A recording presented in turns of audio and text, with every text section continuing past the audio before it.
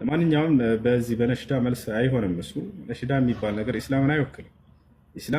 እስላማዊ ነሽዳ፣ እስላማዊ ፊልም ምናምን የሚባል ነገር የለም በኢስላም። الدين قال الله وقال رسوله وقال الصحابة هم أولو الإرفان كما قال الإمام ابن القيم الجوزية رحمه الله تعالى ዲን ብሎ ማለት አላህ እንዲህ አለ፣ መልእክተኛው እንዲህ አሉ፣ ሰሃቦች እንዲህ አሉ፣ አለቀ በቃ። ይሄ ነው እስላማዊ ነሽዳ፣ እስላማዊ መንዙማ፣ እስላማዊ ፊልም፣ እስላማዊ ገለመሌ። الإسلام بريء من هذه الأشياء. الأناشيد يعني ليست من طرق الدعوة، وكذلك الأفلام، وكذلك المنظومات كما يسمونها التي فيها الشرك والخرافات والبدع. كان هاي النقر سوش تنكر يقبل والله قال እንዲህ ነው ብሎ ለሰዎች በመናገር የመልእክተኛው ቃል እንዲህ ነው ብሎ በመናገር ይሄ ነው እንጂ ትምህርት ብሎ ማለት እንደዚህ አይነት ነገራቶች ከእስላም አይደሉም፣ ከእስላም አይደሉም። ተውት፣ ተማሩ እናንተ። ከዛ በኋላ ለክህደት ባለቤቶች፣ ለቢድዓ ባለቤቶች፣ ለሽርክ ባለቤቶች ለመለስ እሱን ነገር ለእውቀት ባለቤቶች ተውት። እነሱ አካሄዱን ያውቁበታል፣ የሰዎችንም ዓላማ ስለሚያውቁ ማለት ነው። ከዛቸው ጀርባቸውን ምን እንደሚቀነጥሳቸው በደንብ አድርገው ያውቃሉ እነዚያ ሰዎች፣ የእውቀት ባለቤቶች። እናንተ ግን አታውቁ። በዚህ እናንተ አውቃችሁ ነው እያፈመሳችኋቸው ነው። ይሄ ነው። እሺ፣ ጥያቄ ያለው መንዙማ ለምን እንደምታዳምጡ አይገባኝም። ዛሬ ያለበት ሰው ካልሆነ በስተቀር ቁርአንና ሐዲስን ተማሩ። በቀን ምን ያክል ቁርአን ቀራሁ፣ ምን ያክል ሐዲስ ቀራሁ፣ ምን ያክል እውቀት ያስኩኝ። አያችሁ፣ መንዙማዎችና ነሽዳዎች ሙስሊሞችን ከዲናቸው ለማዘናጋት የተሰሩ የሆኑ የአጥፊዎች ስራ ነው። አይታችኋል። ብዙ ሰዎች መንዙማ ስላዳመጡና በመንዙማ ቪዲዮ ስለሰሩ ዲናቸውን ያወቁ ይመስላቸዋል። ለዲናቸው ትልቅ መስዋዕት የከፈሉ ይመስላቸዋል። ሸወዳቸው። ስለ ዲናቸው የሚያውቁት ነገር የለም። ይህን አንብበልን ቢባል ማንበብ ራሱ አይችልም በትክክል። ስለዚህ ቁርአንና ሐዲስን ተማሩ። ትውልድን ዝንጎ ያደረገ ነገር ቢኖር በዚህ ዘመን እርሱ ነው። ቤታቸው ውስጥ አትክፈቷቸው። ለልጆቻቸው ለህፃን ልጆቻቸው ቁርአንና ሐዲስ ክፈቱላቸው። ወደ መድረሳ ላኳቸው። ቁርአንና ሐዲስ እንዲማሩ አድርጓቸው። ነቢያችን ሰለላሁ ዐለይሂ ወሰለም ሰሃቦችን በዚህ መንገድ እውቀትን አላስጨበጧቸው። ይሄ የዳዕዋ መንገድም አይደለም። طريقة الدعوة تؤخذ من الكتاب والسنة وهي توقيفية على كتاب الله وعلى سنة رسوله صلى الله عليه وسلم. والأناشيد والمنظومات لا يعني ليس لها أصل في الكتاب والسنة، ولم يستند إليها النبي صلى الله عليه وسلم وأصحابه للدعوة إلى الله عز وجل. ودعا الله لما الدارات النزيهن دعوة من قد أدرقوا يعزم نبر. النبي صلى الله عليه وسلم صحابه اللي كب سرتهم حكى لا يقول بلو اللهم صل على محمد يا نبي زي يا قرة እንዲህ እያሉ በፍጹም እንትናና የዳዕዋ መንገድ አላስተማሯቸውም። ታዲያ እንዴት ነበር ከተባለ ቀጥታ አላህ እንዲህ አለ ብለው ያደርሱላቸዋል፣ ይነግራቸዋል በስነ ስርዓት ቁጭ አድርገው። የዛኔ በሚሰሙ ጊዜ ነብዩ ሰለላሁ ዐለይሂ ወሰለም ሰሃቦችን አንባቸው የወርድ ነበር ሁላ። إنما المؤمنون الذين إذا ذكر الله وجلت قلوبهم وإذا تليت عليهم آياته زادتهم إيمانا وعلى ربهم يتوكلون. በዚህ መንገድ ነበር كأنما على رؤوسنا الطير አሉ ነብዩ ሰለላሁ ዐለይሂ ወሰለም ሲነግሩን ጊዜ ቁርአንና ሐዲስን በራሳችን ላይ ወፍ ያለው ሁሉ ይመስለን ነበር። ያቺ ወፍ እንዳትበር ተጠባበቁ የተባሉ ይመስላሉ። በራሳቸው ላይ ወፍ ብትቀመጥ እንኳን አትበርም። ምን ለማለት ነው? ምሳሌ የገለጹት እንዲህ እንኳን ዘወር እንዲህ አንልም ነበር ነው። ቀጥ ብለው ጸጥ ብለው። ሰላም አለይኩም ወራህመቱላሂ ወበረካቱ። ሰላም፣ እንዴት ናችሁ? ሰሞኑን በአንድ ሚዲያ ላይ እስልምናን እንወክላለን ብለው ሙዚቃ በእስልምና ይፈቀዳል ይቻላል ብለው ሲናገሩ ሰማ በአንድ ቪዲዮ ላይ። ያን አስመልክቶ መልስ ለመስጠት ወደድኩኝ። ኢስላም ስለ ሙዚቃ ምን ይላል የሚለው ጭራሽ ነብዩ ሰለላሁ ዐለይሂ ወሰለም ፈቅደዋል እያለ ነው ልጁ ሲናገር የነበረው። በመጀመሪያ ሁላችንም ልንጠነቀቅ የሚገባው ነገር በአላህና በመልእክተኛው ላይ ያላሉትን ብለዋል ማለት በጣም ትልቅ ወንጀል ነው። قل إنما حرم ربي الفواحش ما ظهر منها وما بطن والإثم والبغي بغير الحق وأن تشركوا بالله ما لم ينزل به سلطانا وأن تقولوا على الله ما لا تعلم. بالله لاي بملكتنياو لاي يما تاوقوتن ነገር መናገር ይሄ ከተላላቅ ወንጀሎች የሚመደብ ነው።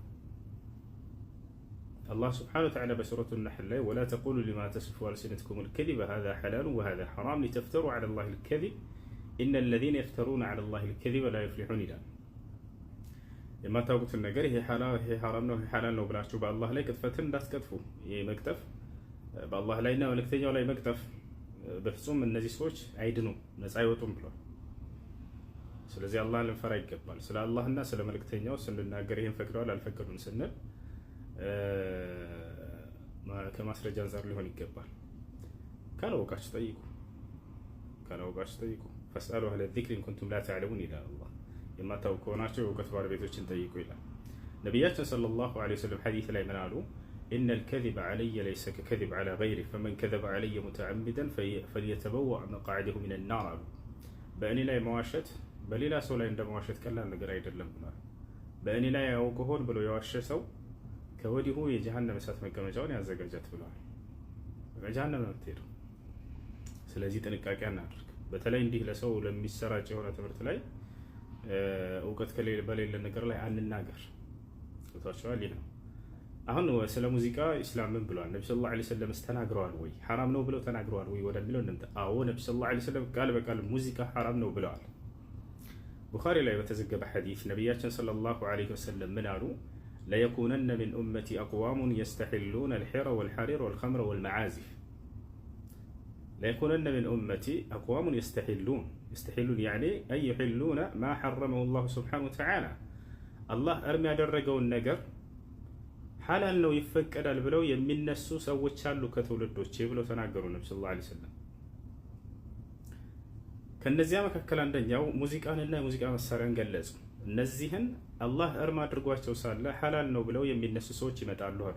ልክ የዛሬዎቹ እነዚህ ሰዎች ማለት ነው። በዚህ ሐዲስ ላይ የነብዩ ሰለላሁ ዐለይሂ ወሰለም ትክክለኛ ነብይነት ማረጋገጥ እንችላለን። አንድ ነብይ ከነብይነቱ ማረጋገጫ ምንድነው? ትንቢትን ይናገራል፣ ያ ትንቢት ይፈጸማል በተናገረው መሰረት። ነብዩ ሰለላሁ ዐለይሂ ወሰለም ምን አሉ? ከትውልዶቼ ያሉ አይ ሚን ኡመቲ الإجابة الذين استجابوا لنداء النبي عليه الصلاة والسلام والإسلام። ከትውልዶቼ ከእኔ ኡመቶች ሙስሊም ነን ብለው ሙዚቃን አላህ ሐራም አድርጎት ሳለ ሐላል ነው ብለው የሚነሱ ሰዎች ወደፊት ይመጣሉ ብለው ተናግረው ነበር። እና ይህ አንደኛው የነብይነታቸው ማረጋገጫ ነው። እንዳሉት ተከሰተ። ሌላው ሐራም እንደሆነ ቃል በቃል በዚህ ሐዲስ ላይ ተናግረዋል። በሌላ ሐዲስ ላይ ነቢያችን ሰለላሁ ዐለይሂ ወሰለም ስለ ሙዚቃ ተናግረዋል። ሰየኩኑ ፊ ኡመቲ ኸስፉን ወቀዝፉን ወመስኹን فسأل رجل من أصحاب النبي صلى الله عليه وسلم فقال متى ذلك يا رسول الله؟ قال إذا ظهرت القينان والمعازف وشربت الخمور። ነቢያችን ሰለላሁ ዐለይሂ ወሰለም ምን አሉ? ወደፊት በኡመቶች ላይ ኸስፍ ቀዝፍና መስኽ ይከሰታሉ አሉ። ኸስፍ ማለት ስንጠት ማለት ነው። ልክ ቃሩን እንደሰመጠ ልክ እንዲሁ ደግሞ ቀዝፍ ልክ የሉጥ ህዝቦች በድንጋይ እንደተደበደቡ ታሪኩን ታውቃላችሁ። መስኽ ልክ እንዲሁ ካሉበት ከሰውነት ማንነታቸው ወደ ሌላ ፍጥረት መቀየር ልክ ወደ አሳማና ወደ ዝንጀሮ እንደተቀየሩት ታሪካቸውን ታውቃላችሁ። ይህ መቼ ነው የሚሆነው አንተ የአላህ መልእክተኛ ብለው ጠየቋቸው። ከዚያ ምን አሉ ነብዩ ሰለላሁ ዐለይሂ ወሰለም? ዘፋኞች በገሃድ በወጡ ጊዜ ብለው ተናገሩ። የሙዚቃን መሳሪያ በገሃድ ባወጡ ጊዜ ሰዎች ብለው ተናገሩ። ልክ እንዲሁ አስካሪ መጠጦች በተጠጡ ጊዜ አሉ። ስለዚህ የዘፋኞች መውጣት፣ የሙዚቃ መሳሪያዎች በገሃድ መውጣት፣ ሙስሊም ነን ብለው ከነዚህ አካሎች መከሰታቸው አንዱ የትንሣኤ ቀን ምልክት ነው፣ የቂያማ ምልክት ነው። እንዲህ አይነት ሰዎች እንደሚነሱ ይህ ነገር የተወገዘና የተከለከለ መሆኑ ከነቢያችን ሰለላሁ ዐለይሂ ወሰለም ዘንድ ከዚህ ከሐዲስ መረዳት እንችላለን። ያ ነው ይህ ከነቢያችን ሰለላሁ ዐለይሂ ወሰለም ሐዲሶች ነው። አላህ ሱብሓነሁ ወተዓላ በቁርአን ላይ ከልክሏል። ሱራ ሉቅማን ላይ ስለ ሙዚቃ ተናግሯል። የቁል አላህ ሱብሓነሁ ወተዓላ ወሚነ ናሲ መን የሽተሪ ለሁወል ሐዲስ ሊዩዲለ ዐን ሰቢሊላሂ ቢገይሪ ዒልሚን ወየተኺዘሃ ሁዝዋ ኡላኢከ ለሁም ዐዛቡን ሙሂን ይላል። ከሰዎችም አለ አጥማሚ የሆነን ከንቱና ዛዛታ የሆነ ንግግር የሚገዛ ብሎ ተናገረ። ከፈርቻል ሰዎችን ከአላህ መንገድ ሊያስት ከአላህ መንገድ ሊያጠም ከንቱ የሆነ ዛዛታ ንግግር የሚገዛ ሰው አለ ብሎ ተናገረ። ለነዚህም አድካሚ የሆነ ቅጣት አላቸው የትንሣኤ ቀን እያለ ተናገረ። እዚህ ቦታ ላይ የሰሓቦች ትርጓሜ ምንድነው ብለን ስናይ ጊዜ አብዱላህ ብን አባስ ታላቁ ሰሓባ፣ አብዱላህ ብን መስዑድ፣ ጃብር ብን አብድላህ እነዚህ ሶስቱና ሌሎችም ሰሓቦች ምን አሉ? እየማል አብዱላህ ብን መስዑድ ወላሂ እዚህ ቦታ ላይ አጥማሚ ንግግር ከንቱ ንግግር የተባለው ኢነሁል ጊና ኢነሁል ጊና ኢነሁል ጊና ለሶስት ጊዜ እርሱ ሙዚቃ ነው ሙዚቃ ነው ሙዚቃ ነው እያለ እየማለ ተናግሯል። ቦታቸዋል። አብዱላህ ብን መስዑድ ሌላ ቦታ ላይ ምን ይላል? ኢነል አጋኒ ዩንቢቱ አኒፋቅ ፊል ቀልብ፣ ሙዚቃ በልብ ላይ ንፍቅናን ያበቅላል እያለ ይናገራል። ያወግዙ ነበር፣ ይከለክሉ ነበር። ሰሓቦች በግልጽ ተናግረዋል። አብዱላህ ብን ዓባስ ተጠየቀ። ጃአ ረጁሉን ኢላ አብዱላህ ብን ዓባስ ረዲየላሁ ዐንሁ ወቃል የብነ ዓባስ ዐንዲ ሱአል። አንድ ሰው ወደ እብነ ዓባስ ጋር መጣና ጥያቄ ጠየቀ። እኔ ጥያቄ አለኝ አለ። ማ ተቁሉ ፊል ጊና፣ ስለ ሙዚቃ ምን ትላለህ እብነ ዓባስ ብሎ ጠየቀው ሰሓባውን። ምን ብሎ መለሰለት? አሕላሉን አም ሐራም፣ ሐላል ነው ወይስ ሐራም ነው ብሎ ጠየቀ። ከዚያ አብዱላህ ብን ዓባስ ጥያቄውን በጥያቄ መለሰለት። ምን አለው? ኢዘ እጅተመዐ አልሐቁ ወልባጢል የውመ አልቂያመቲ ፈአይነ ሰየኩን አልጊና። ሐሰትና እውነት የትንሣኤ ቀን በሚሰበሰቡ ጊዜ ሙዚቃ ከየትኛው የሚሆን ይመስልሃል? ከሐሰት ጎዳና ወይስ ከሐሰት ጎን ወይስ ከእውነት ጎን የሚሆን ይመስልሃል? እንግዲህ ከሶላት ከሐጅ ከጾም ጋር አይሰበሰብም ሙዚቃ መቼ። አይ ከባጢል ጋር ነው ከሐሰት ጋር ነው እንጂ ብሎ ተናገረ ሰውየው።